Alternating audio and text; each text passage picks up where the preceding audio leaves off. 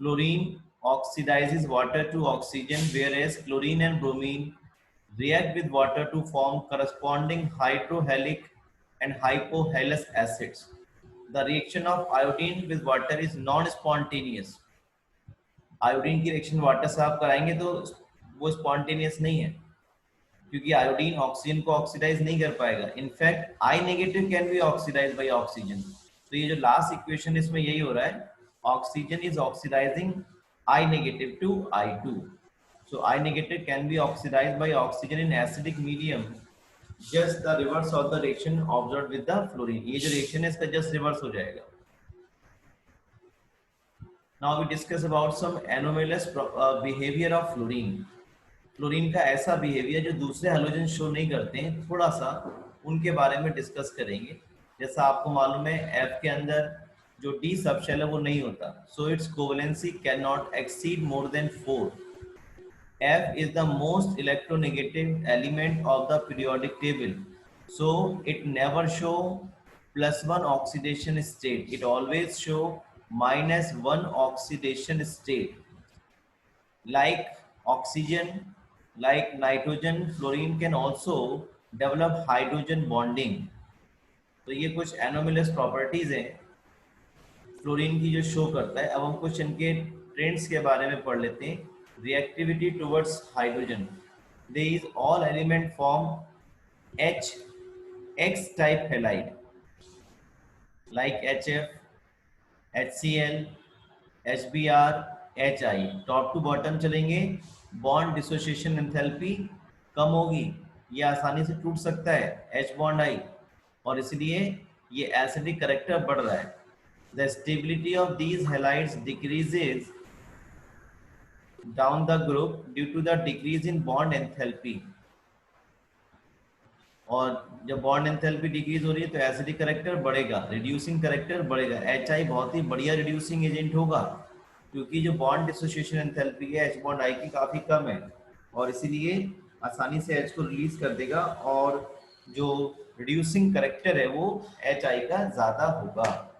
अगर हम इनकी बात करें मेल्टिंग बॉइलिंग पॉइंट की, तो आप देखिए boiling point top to bottom चलने पे बढ़ना चाहिए.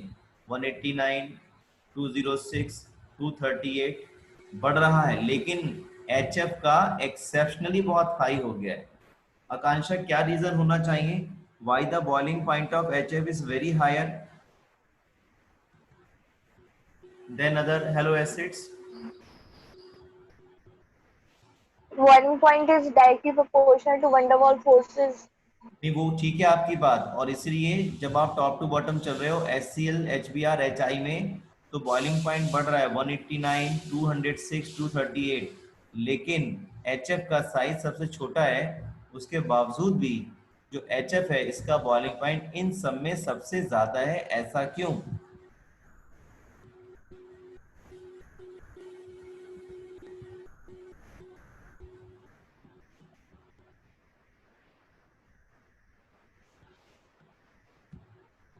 अनन्या आप बताओ.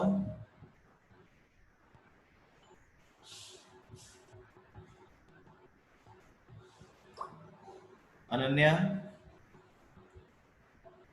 ऐसा क्यों होता है कि HF का बॉइलिंग पॉइंट काफी ज्यादा बढ़ गया HCl, HBr, HI के मुकाबले? ऐसा क्यों है?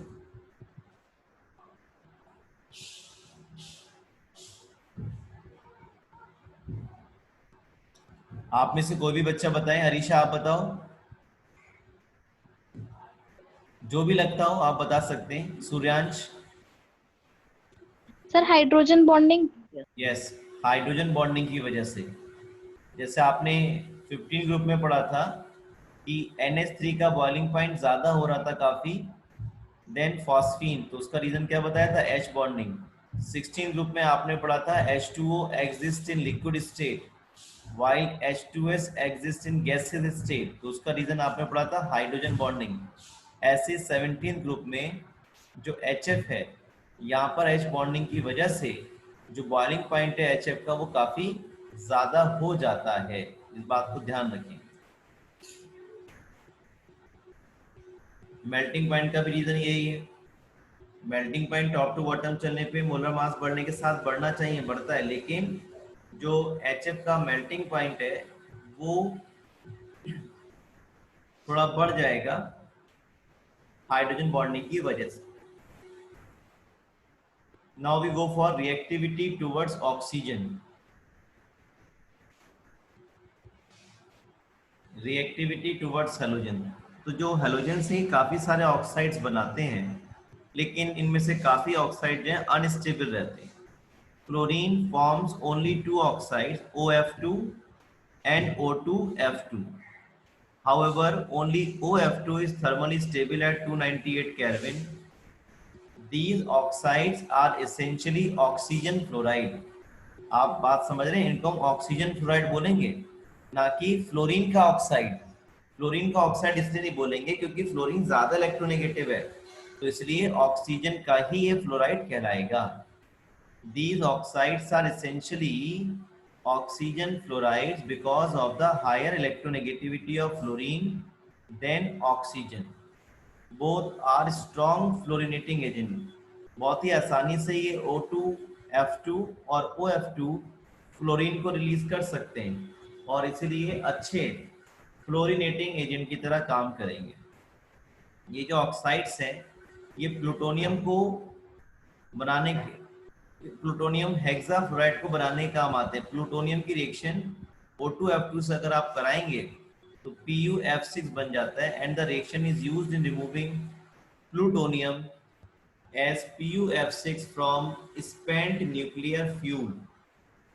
जब हम न्यूक्लियर रिएक्टर्स में फ्यूल यूज करते हैं तो उसमें प्लूटोनियम जो है बनता है एज ए बाई प्रोडक्ट, तो उसको वहां से रिमूव करने के लिए O2F2 को यूज करके हम इसको PuF6 की फॉर्म में अलग करके ऑब्टेन कर लेते हैं। क्लोरीन, ब्रोमीन, आयोडीन ये +1 से लेके +7 टाइप के ऑक्सीडेशन स्टेट शो करते हैं और जो इनके ऑक्साइड्स की स्टेबिलिटी है वो इस ऑर्डर में डिक्रीज होती है। सबसे ज़्यादा स्टेबल ऑक्साइड होगा I का, फिर Cl का, फिर Br का। जो स्टेबिलिटी का ऑर्डर है वो पोलराइजेशन ऑफ बॉन्ड की वजह से है। I बड़ा साइज का आपका कैटायन है और जो ऑक्साइड बनेगा वो छोटा एनायन है, तो यहाँ पर पोलराइजिंग पावर काफी ज्यादा रहती है। तो higher stability of oxides of iodine is due to greater polarizability of bond between iodine and oxygen. In case of chlorine, multiple bond formation between chlorine and oxygen takes place due to the availability of d orbitals.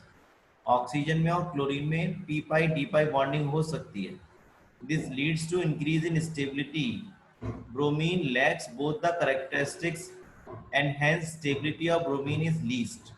यानी कि bromine के जो oxides हैं उसमें जो oxygen का p atomic orbital है और जो ब्रोमीन का d एटॉमिक ऑर्बिटल है उनके बीच में एनर्जी गैप बहुत ज़्यादा होता है और वहाँ p पाई d पाई बॉन्डिंग जो है वो नहीं बन पाती है और इसलिए जो ब्रोमीन के ऑक्साइड्स हैं they lack in their stability. The higher oxides of halogens tend to be more stable than the lower ones, यानी कि जहाँ ऑक्सीडेशन स्टेट ज़्यादा रहेगी वो ज़्यादा स्टेबल रहते हैं than the lower oxo acids oxide sorry.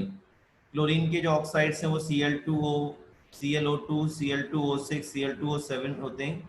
ये हाईली रिएक्टिव होते हैं और अच्छे ऑक्सीडाइजिंग एजेंट की तरह काम करते हैं।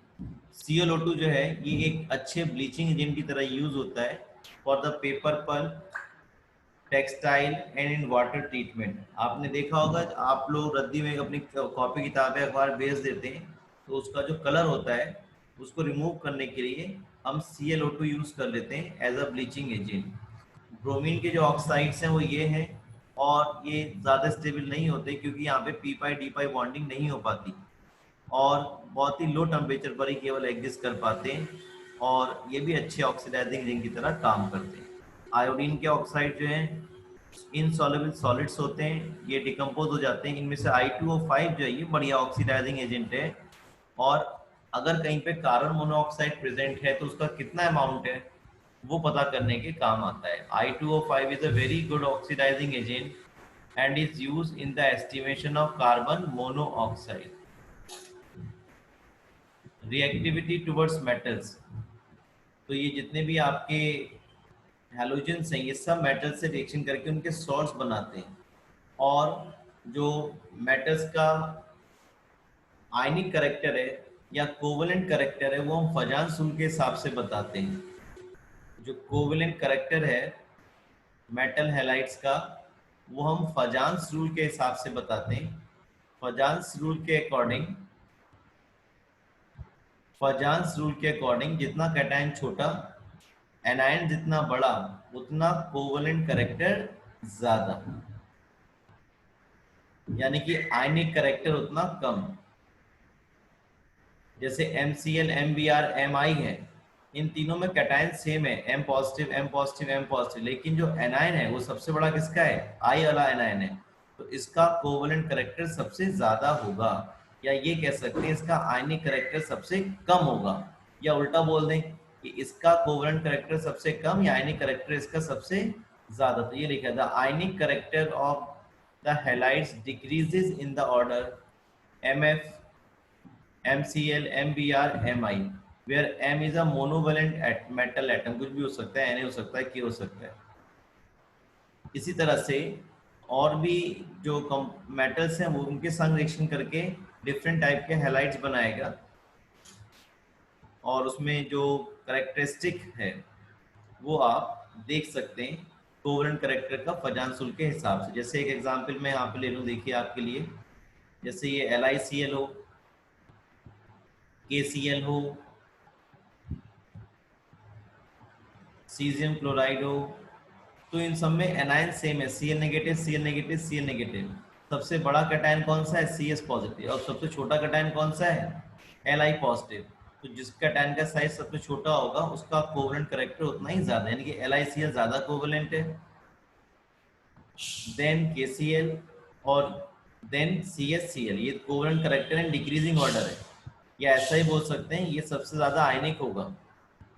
तो देख लेंगे जैसा भी क्वेश्चन आपसे पूछा जाएगा, फजान रूल अप्लाई करके आप जो हैलोजन के हैलाइड्स है मेटल के साथ रिएक्शन करके कंपाउंड बन रहे हैं उनका आप कोवेलेंट करेक्टर या आयनिक करेक्टर बता सकते हैं।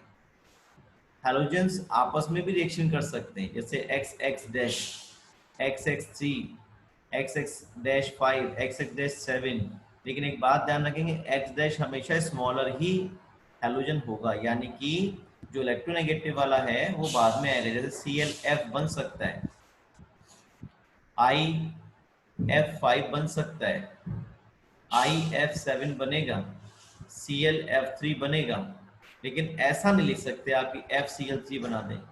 ये ज्यादा इलेक्ट्रोपॉजिटिव है, ये ज्यादा इलेक्ट्रोनेगेटिव, तो इलेक्ट्रोनेगेटिव हमेशा बाद में आएगा, इलेक्ट्रोपॉजिटिव पहले आएगा, तो ये कंपाउंड पॉसिबल नहीं है। यानी कि जो X- है बाद वाला ये हमेशा छोटा ही हैलोजन होना है। ये बन सकता है BrCl बन सकता है, BrCl3 बन सकता है, Cl छोटा वाला हैलोजन है, X- is smaller size halogen. तो ऐसे कंपाउंड्स जो हैलोजन आपस में रिएक्शन करके बनाते हैं वो इंटर हैलोजन कंपाउंड्स कहलाते हैं। इनको भी डिटेल में हमें पढ़ना है। Fluorine exhibits only -1 oxidation state whereas other halogens exhibit +3, +5, +7 oxidation state। क्यों? तो fluorine is the most electronegative element and can not exhibit any positive oxidation state. ये आपको मालूम है, ये हमेशा बाद में ही आना है।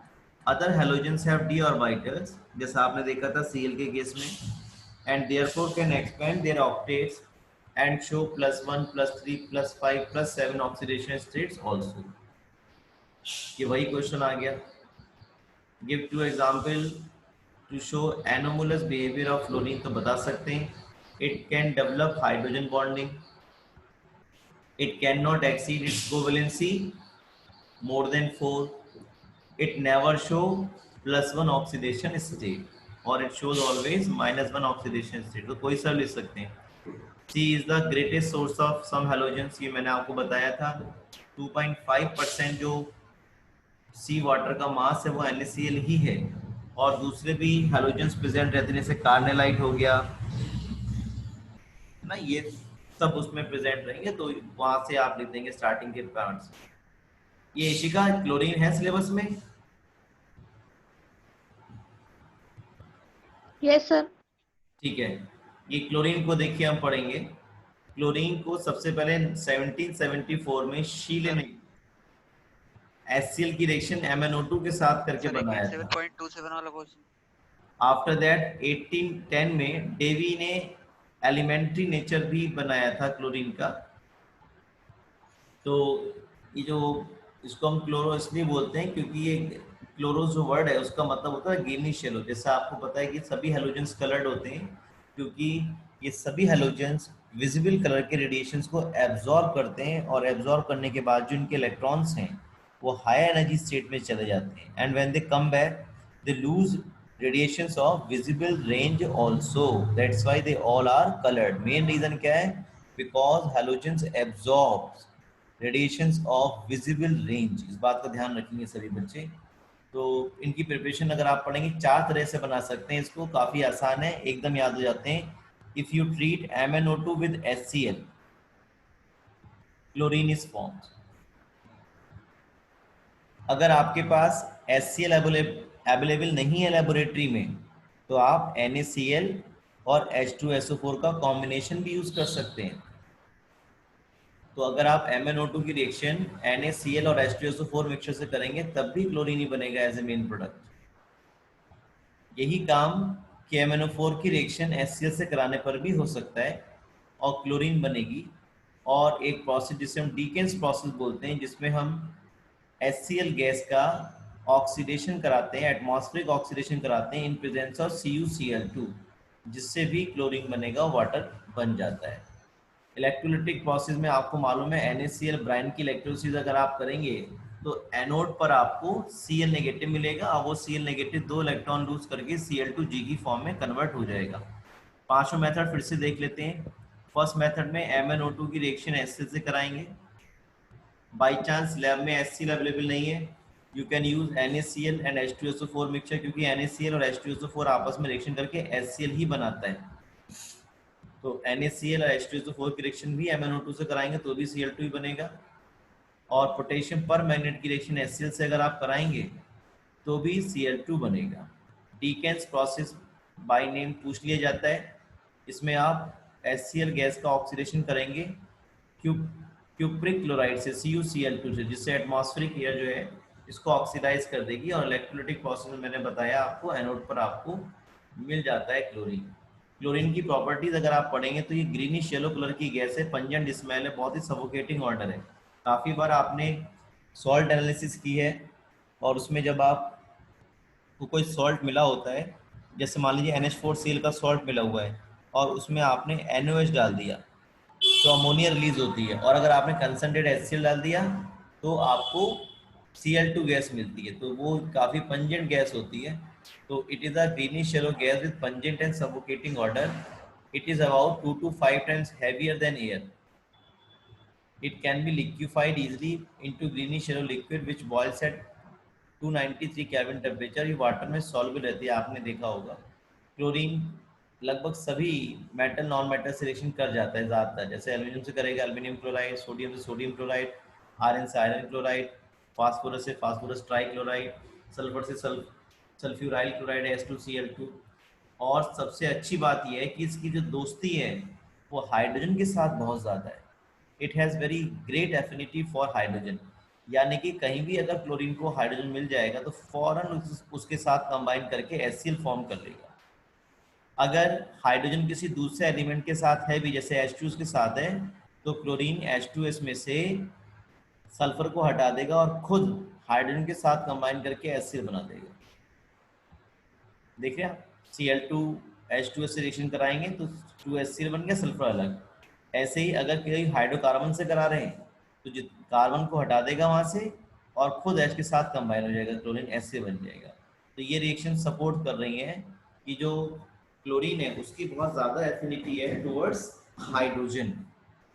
ये रिएक्शंस काफ़ी पूछी जाती हैं एग्जाम में कि अगर आप कोल्ड और डाइल्यूट NaOH के साथ क्लोरीन की रिएक्शन करा रहे हो तो 3 प्रोडक्ट बनेंगे, NaCl, NaOCl, H2O। लेकिन अगर यही रिएक्शन आप हॉट एंड कंसनट्रेट NaOH के साथ करा रहे हो तो NaCl वही रहेगा, H2O वही रहेगा, लेकिन NaOCl की जगह NaClO3 बन जाएगा। इतना फर्क आने वाला है। तो बच्चे बहुत आसानी से याद कर लेते हैं कंपेयर करके कि अगर कोल्ड और डाइल्यूट NaOH के साथ यूज कर रहे हो NaCl H2O NaOCl, और अगर हॉट एंड कंसनट्रेट के साथ कर रहे हैं तो NaCl और H2 तो वही रहेगा, लेकिन NaOCl की जगह NaClO3 सोडियम क्लोराइड बनेगा। ये रिएक्शन आपने पढ़ी है क्लास 10th में, ड्राई स्लैग लाइम से रिएक्शन करेंगे तो ब्लीचिंग पाउडर बन जाता है। CaOCl2 पढ़ा है आपने, ये CaOCl होल ट्वाइस भी लिखा जाता है। The composition of bleaching powder is this one. तो फिलहाल जो आपने पढ़ा वो भी लिख सकते हो, जो यहाँ लिखा हुआ है वो भी बिल्कुल ठीक है, किसी में भी कोई कमी नहीं है। क्लोरीन, ये रिएक्शन आप आगे भी पढ़ेंगे। क्लोरीन अगर अल्ट्रावायलेट लाइट की प्रेजेंस में किसी भी हाइड्रोकार्बन से रिएक्शन करेगा तो वो सब्स्टिट्यूशन कर देगा। सब्स्टिट्यूशन का मतलब है यहाँ का एक H जो है वो हट जाएगा, यहाँ का एक H हटेगा और Cl लग जाएगा, ये कहलाएगा सब्स्टिट्यूशन रिएक्शन। और कहीं पर अगर डबल बॉन्ड है, जैसा आपने क्लास 10th में पढ़ा हुआ है, जैसे C2H4 क्या है, CH2 डबल बॉन्ड CH2 है, तो ये डबल बॉन्ड हटेगा, दोनों जगह क्या रहेगा, Cl आ जाएगा। ये प्रोडक्ट ऐसे बन जाएगा, इट इज CH2 Cl। तो ये जो रिएक्शन है ये एडिशन का बता रही है, ये जो रिएक्शन है ये सब्स्टिट्यूशन का बता रही है। तो जो हाइड्रोकार्बन्स हैं इनके सब्स्टिट्यूशन रिएक्शंस, और जो अनसैचुरेटेड हाइड्रोकार्बन्स हैं जिनमें डबल बॉन्ड है, ट्रिपल बॉन्ड है, they undergo addition products with the alkenes or alkynes or with the unsaturated compounds। Chlorine अगर आप वाटर में डिसॉल्व करते हो तो क्लोरीन वाटर से रिएक्शन करके HCl और HOCl बनाएगा, जैसे रिएक्शन आपने अभी पहले पढ़ी थी। ये रिएक्शन मैंने अभी आपको बताया था, आपको अभी याद नहीं हुई है, मैं मान के चल रहा हूँ कि अगर क्लोरीन या ब्रोमीन वाटर से रिएक्शन करेंगे तो क्या बन जाता था, HCl बन जाएगा और HOCl बन जाएगा। ठीक है, तो ये दोनों बने, ये हाइपोक्लोराइड एसिड बनेगा जो कि नेसेंट ऑक्सीजन रिलीज कर देता है, ये जल्दी से टूट करके HCl और नेसेंट ऑक्सीजन रिलीज कर देगा, जो कि ऑक्सीडाइजिंग और ब्लीचिंग प्रॉपर्टीज ऑफ क्लोरीन के लिए रिस्पॉन्सिबल है। तो ये बात ध्यान रखेंगे, क्लोरीन जब आपने वाटर में पास किया तो HCl और HOCl बनेगा, उसमें जो हाइपोक्लोरस एसिड है वो जल्दी से ब्रेक हो जाएगा और नेसेंट ऑक्सीजन रिलीज करेगा, जो कि रिस्पॉन्सिबल होगा ऑक्सीडाइजिंग और ब्लीचिंग प्रॉपर्टीज ऑफ क्लोरीन के लिए। क्लोरीन बहुत ही बढ़िया ऑक्सीडाइजिंग एजेंट भी है, जैसे आप देखेंगे FeSO4 को Fe2SO4 होल थ्राइस में ऑक्सीडाइज कर देगा, Na2SO3 को Na2SO4 में ऑक्सीडाइज कर देगा, SO2 को H2SO4 में ऑक्सीडाइज कर देगा, I2 को आयोडिक एसिड में ऑक्सीडाइज कर देगा, HCl सभी में कॉमन है, Cl2H2O Cl2H2O Cl2H2 सभी में कॉमन है। पहली रिएक्शन में जरूर FeSO4 के साथ H2SO4 आ रहा है, तो इस बात ध्यान रखेंगे जो क्लोरीन है वो बहुत ही बढ़िया ऑक्सीडाइजिंग एजेंट है, और फेरस सल्फेट को फेरिक सल्फेट में, सोडियम सल्फाइड को सोडियम सल्फेट में, SO2 को H2SO4 में, I2 को आयोडिक एसिड में ऑक्सीडाइज कर देता है। बाकी सब में HCl तो बन ही रहा है, और यहाँ Cl2H2 Cl2H2 Cl2H2 रहेगा ही रहेगा।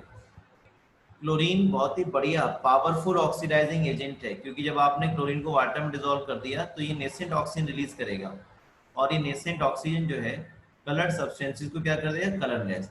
इस बात का ध्यान रखना है, जो क्लोरीन का ब्लीचिंग एक्शन है वो परमानेंट है। परमानेंट का मतलब है कि जो ये सब्सटेंस, ये जो कलर है, ये जब ऑक्सीडाइज हो गया तभी तो कलरलेस हुआ है, यानी कि अगर ये एयर के कांटेक्ट में रहेगा भी तो इसका फर्दर ऑक्सीडेशन अब नहीं होगा। लेकिन कभी कभी क्या होता है, कलर्ड सब्सटेंस का जो कलर जाता है वो रिडक्शन की वजह से जाता है, तो क्या हुआ, हाइड्रोजन से रिएक्शन किया, ये क्या हो गया, कलरलेस।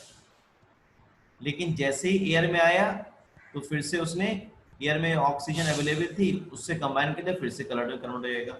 लेकिन क्योंकि क्लोरीन का ब्लीचिंग एक्शन ऑक्सीडेशन प्रॉपर्टी की वजह से है, इसलिए जो सब्सटेंस कलरलेस हो गया ड्यू टू ऑक्सीडेशन, अब उसका फर्दर ऑक्सीडेशन एयर में नहीं होगा। इसलिए कहा जाता है कि जो क्लोरीन है उसका ब्लीचिंग एक्शन कैसा है, परमानेंट है। It bleaches vegetable organic matter in the presence of moisture। Bleaching agent of chlorine is permanent because it is due to its oxidizing property। इसके यूज पढ़ लेते हैं। Bleaching wood pulp required for the manufacture of paper and rayon। Bleaching cotton textiles। In the extraction of gold and platinum, ये पढ़ा नहीं है आपने, chapter 6 हट गया है, वरना आपको बहुत अच्छे से बात समझ में आती। In the manufacture of dyes, drugs, organic compound such as carbon tetrachloride, chloroform, DDT, refrigerant etcetera, ये सारी बातें आपको चैप्टर नंबर 10 में पता चल जाएंगी, हेलो एल्केन्स और हेलोरीन्स में। इन स्टरलाइजिंग ड्रिंकिंग वाटर, आपने देखा होगा पहले हिंदुस्तान का प्यूरिट आता था, उस प्यूरिट में क्लोरीन की बॉल्स लगती थी। वजह यही थी कि जो क्लोरीन है वो स्टरलाइजिंग कर देता है ड्रिंकिंग वाटर की, यानी कि जितने भी जर्म्स या बैक्टीरिया उसके अंदर होते हैं उन्हें किल कर देता है। लेकिन अगर उस क्लोरीन की अमाउंट बहुत ज़्यादा रहेगी तो वो कार्सिनोजेनिक हो सकता है, कैंसर प्रोड्यूस कर सकता है। इसलिए क्लोरीन का जो एक्सेस यूज है वो ग्रीन केमिस्ट्री के हिसाब से अब नहीं करना चाहिए।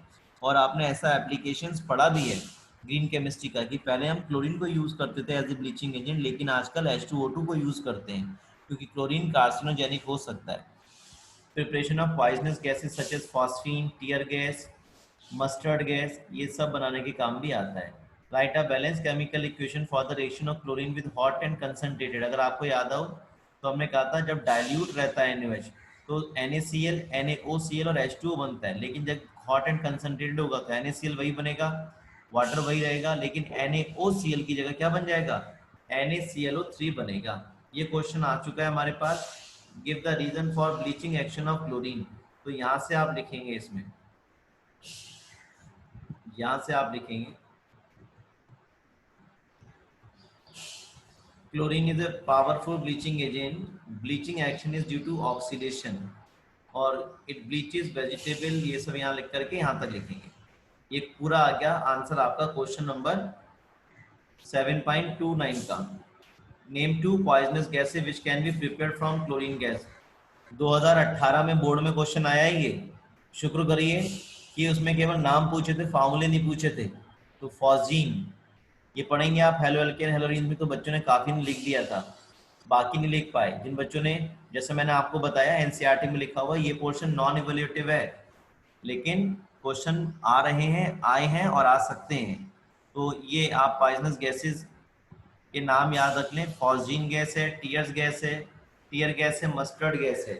ये क्वेश्चन हमारे पास आया 2018 में, जहाँ तक मुझे याद आ रहा है, हो सकता है उसके एक आध साल पहले भी आया हो, लेकिन ये आया है क्वेश्चन और पूछे जाएंगे। 2 पॉइजनस गैसेस, तो फॉस्जीन हो गई, ये सब बच्चों को याद थी क्योंकि हेलो एल्केन हेलोरीन्स में इसका जिक्र है। टीयर गैस ये बहुत कम बच्चों को पता था। मस्टर्ड गैस, ये आपने देखा ना आंसू गैस के गोले छोड़े जाते हैं, वो यही है। ट्राइक्लोरोनाइट्रोमीथेन, ट्राइक्लोरोनाइट्रोमीथेन, ये CH4 के चारों H हटा दिए, 3 Cl लगा दिए, एक NO2 लगा दिया, तो ये ट्राइक्लोरोनाइट्रोमीथेन हो गया। तो ये टीयर गैस में ट्राइक्लोरोनाइट्रोमीथेन होती है, जो कि बहुत ही ज्यादा इरिटेशन आईज में कॉज करती है, आंसू निकल जाते हैं, तो टीयर्स गैस इसको बोलती है। ये मस्टर्ड गैस है हमारे पास। फिर हम बात करेंगे HCl के बारे में। जैसे मैंने अभी आपको बताया था, अगर आपको लेबोरेटरी में क्लोरीन बनानी हो तो आप MnO2 की रिएक्शन HCl से करा दो, या आपके पास HCl अवेलेबल नहीं था तो आप क्या कर रहे थे, NaCl और H2SO4 यूज कर रहे थे, यानी कि NaCl और H2SO4 का जो कॉम्बिनेशन है ये हम HCl बनाने के काम में ला सकते हैं। तो वही हम यहाँ पे बात कर रहे हैं HCl की प्रिपरेशन में। In laboratory it is prepared by heating sodium chloride with concentrated sulphuric acid. तो ये NaHSO4 एसिड बन गया, और ज्यादा अमाउंट बनानी है तो फिर से रिएक्शन कर जाएगा और HCl का अमाउंट और ज्यादा बन जाएगा। HCl gas can be dried by passing through concentrated sulphuric acid. Concentrated sulphuric acid अच्छा डिहाइड्रेटिंग एजेंट है, जितना ही मॉइस्चर कंटेंट होगा HCl गैस के अंदर उसको एब्जॉर्ब कर लेगा। ये कलरलेस है, पंजेंट स्मेलिंग गैस है, it is easily liquefied to a colourless liquid and freezes to a white crystalline solid. It is extremely soluble in water. आपने देखा होगा आपकी लेबोरेटरी में HCl रखा रहता है, वजह यही है क्योंकि ये वाटर के साथ अच्छे से सॉल्युबल और आयनाइज हो जाता है। HCl एक स्ट्रॉन्ग एसिड है क्योंकि इसके लिए जो आयनाइजेशन कांस्टेंट फॉर एसिड है उसकी वैल्यू काफ़ी ज़्यादा है, 10⁻⁷ है। जो एक्वा सोल्यूशन है वो हाइड्रोक्लोरिक एसिड कहलाता है, और higher value of dissociation constant indicates that it is a strong acid in water. आपने लेबोरेटरी में अमोनिया का टेस्ट किया, NH4 पॉजिटिव का टेस्ट किया है, जिसमें आप NaOH डालते थे तो अमोनिया रिलीज होती थी और उसके ऊपर आप एक ग्लास की रॉड लेकर के आते थे HCl से डिप्ड, तो HCl और अमोनिया आपस में रिएक्शन करके व्हाइट फ्यूम्स बनाते थे NH4Cl के। ये बहुत ही बढ़िया एक कॉम्बिनेशन है जिसमें HCl रहता है आपका 3 पार्ट और 1 पार्ट रहता है concentrated HNO3। 3 part concentrated HCl यानी कि 3 ml अगर HCl हो और 1 ml HNO3 हो, ये कॉम्बिनेशन कहलाता है आपका एक्वारेजिया, जो कि बहुत ही बढ़िया ऑक्सीडाइजिंग एजेंट है, जो इनर्ट मेटल्स हैं जैसे गोल्ड, प्लैटिनम, उन्हें तक ऑक्सीडाइज कर सकता है। तो अगर गोल्ड की रिएक्शन आप एक्वारेजिया से कराएंगे तो gold will oxidise to AuCl4 negative, PT will oxidize to PtCl6 2 negative,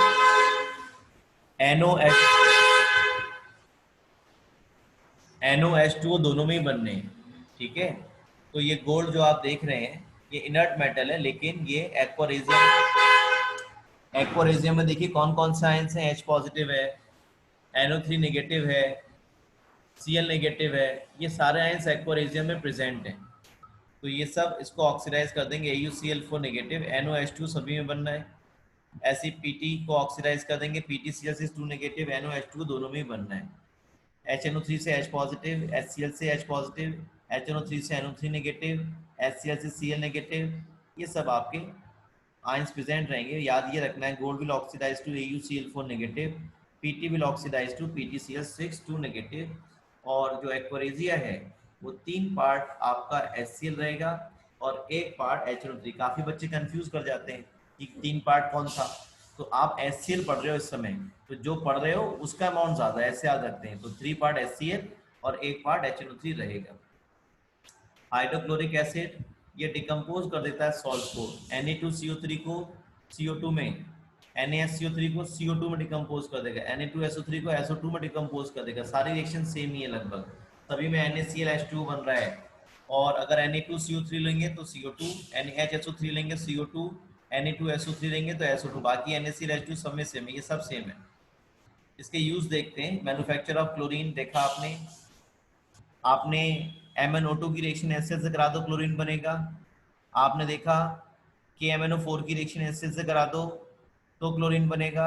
आपने देखा HCl का डीकेन्स प्रोसेस से ऑक्सीडेशन करा दो तो HCl बनेगा, क्लोरीन बनेगा।